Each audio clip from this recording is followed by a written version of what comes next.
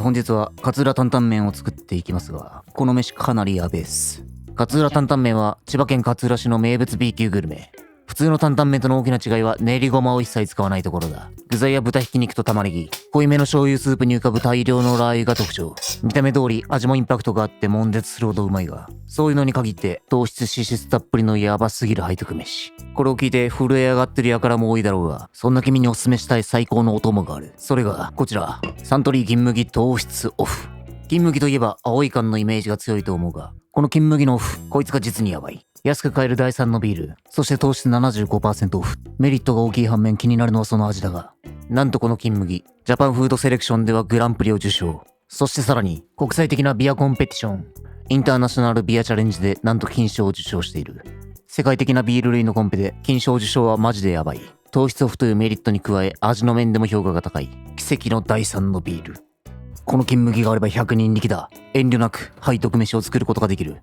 食いたいもんは食うが、何としても今の体型は維持したい。なぜなら私はジュノンボーイなのだから。というわけで今日使うブツです。今回勝浦担々麺を研究するにあたり、己の身を犠牲にしながら色々食べ歩いてきたが、各店味はバラバラ個性を出している感じ。というわけで、勝浦担々麺といえばまず一番に上がる店、江沢の味をなんとか研究し、より簡単に再現してみようという試みだ。なおこの勝浦担々麺、なんか商標とか色々問題あるみたいなんで、俺流勝浦式担々麺という名称で活かしていただきます。というわけでまずは玉ねぎからカットしていこう。勝浦担々麺において、玉ねぎは必須の具材。この玉ねぎの甘みがないと成立しない。今回は1/2個たっぷり使っていきましょう。まず芯を取り除き、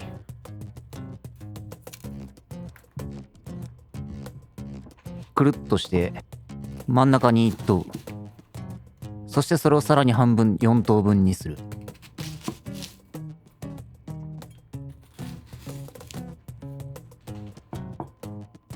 この状態で普通にくし切り。このややデカめの玉ねぎ、これも勝浦担々麺の特徴の一つだ。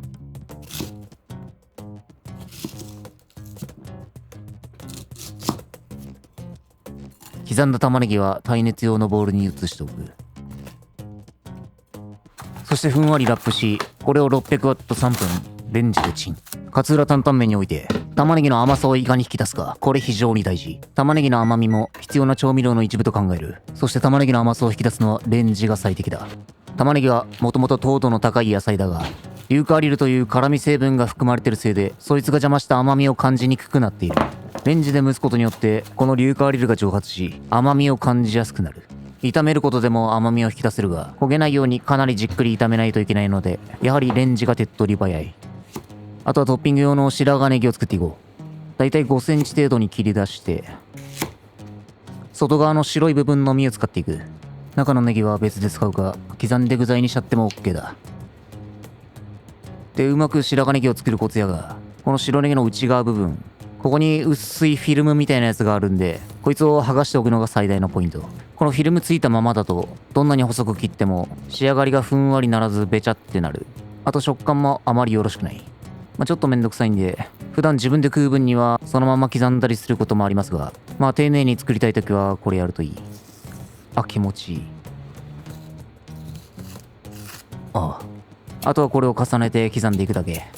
今回トッピングにはネギを使うが、ニラ、パクチーも合うんで、その辺はお好きにどうぞ。ネギはちょっと太めでも問題ない。いや、むしろそっちの方が本場っぽい。はい、こんな感じでふわふわになります。そしたらこれを5分ぐらい水にさらしておく。辛みも抜けてシャキッとする。そしてニンニク1つをみじん切り。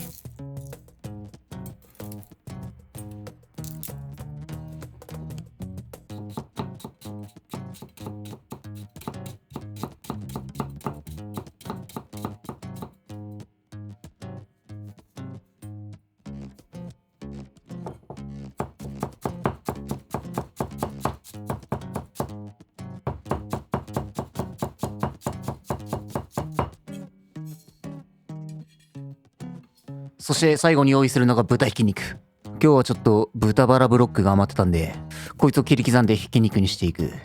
もちろん普通の豚ひき肉を使ってもらっていいが、こうやって自分で切ることで自分好みのひき肉の大きさにすることができる。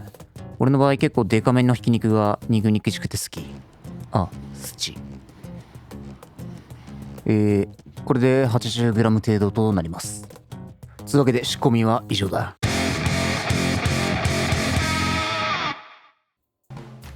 麺を茹でる用のお湯とフライパンをセット。最初は油は少なめでいい。豚肉から油がたくさん出るので。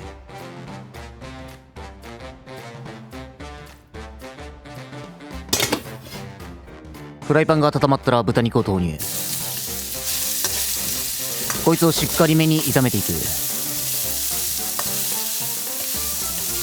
で、炒めてると豚肉の持つ水分と油が出てくる。この油が濁った状態だと豚肉の水分がまだ含まれていることになる。この水分に豚の臭みが含まれてるんだが、しばらく炒めてるとこの水分だけ蒸発して油が透明になってくる。こうなれば臭みも飛んでるので、次のステップ。火力を落として玉ねぎを投入。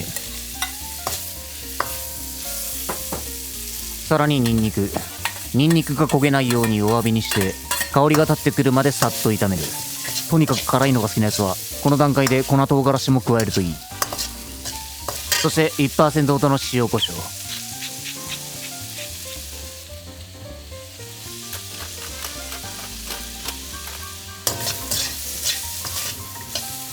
そしたらここに水 250cc。 今日はこの中で一気にスープを作っていく。濃いめに作ることがポイントだ。ベースは鶏ガラスープの素大さじ1、酒大さじ1、みりんを小さじ2、そして醤油。これが大事だ。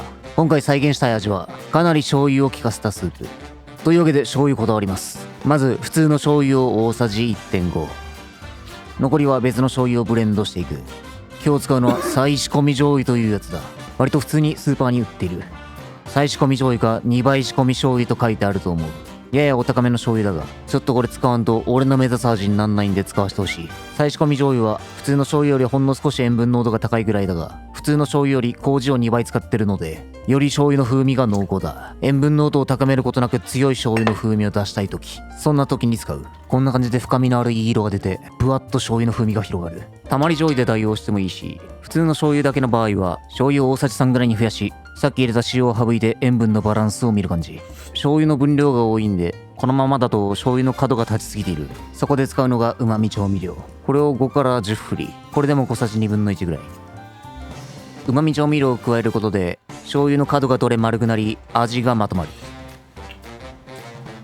味が決まったら一度スープを煮立たせる。ここで味見するとかなり濃いめに感じると思うが、意図的にそうしている。なぜならここに大量のラー油が入るからだ。勝浦担々麺といえばこの大量のラー油だが、これだけ油が入ると味を感じにくくなるんで、濃い醤油スープを作ってるというわけだ。まあスープは飲まんくてもいいし、まあ濃い分には水を入れて薄めればいいので調整しやすい。ちなみにラー油の分量だが、かなり入れる。引くぐらい入れる。表面がラー油で覆われ、スープが赤くなるぐらい。俺の場合大さじ4から5ぐらい入れます。ラー油はごま油系のラー油を推奨するが、こういう小瓶タイプのやつはもう1本丸々使っちゃう勢い。勝浦担々麺とはそんなもんです。そして表面に浮いたラー油をじんわり温めればスープの完成だ。火力が強いとスープが対流して水と油が乳化するんで、ふつふつと温める。あとは麺を茹でて合わせるだけ。このお湯少し拝借して器を温めておくといい。そしたら麺を好みの硬さに茹でる。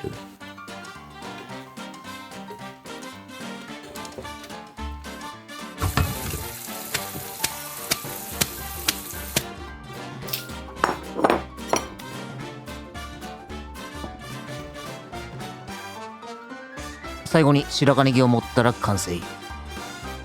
これが俺流勝浦式担々麺。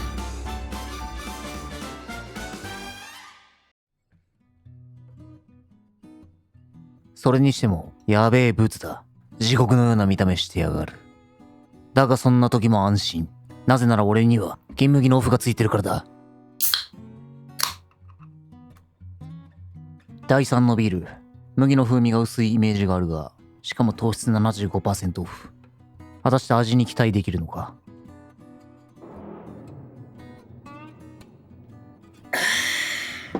うまい。第3のビールで、しかも糖質 75% オフでこれだけうまいとは。ビール類は薄いイメージがあったが、金麦は麦の風味をしっかり感じる。天然水仕込みで後味がめちゃくちゃすっきりして飲みやすい。さすがに賞を受賞してるだけのことはある。それでいてビールより安いってんだから神か。あ、勝浦担々麺は下からよく混ぜて食いましょう。思わず出るガッツポーズ。これかなり再現度きてんじゃねえか。出汁を取ってないのに非常に濃厚なこのスープ。抜群に醤油の風味が効いた汁に豚の旨味、玉ねぎの甘みが溶け出し、さらに麺に絡みつくラー油。すべてが調和した背徳的な味。店で勝浦担々麺注文してこれが出てきたとしても、俺は何の不満もないレベル。存在感のあるデカ玉ねぎ、肉々しいデカひき肉も最高だ。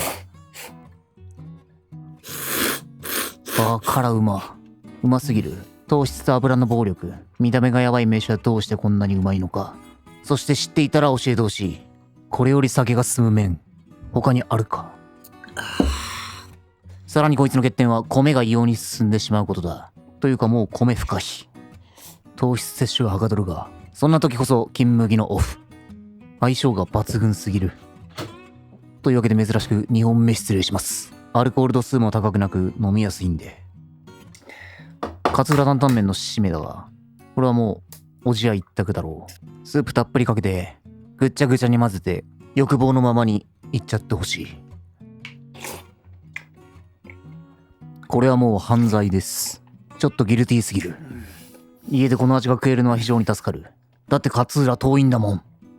だしいらずで超簡単に作れるので、辛党の人はぜひ一度試してみてほしい。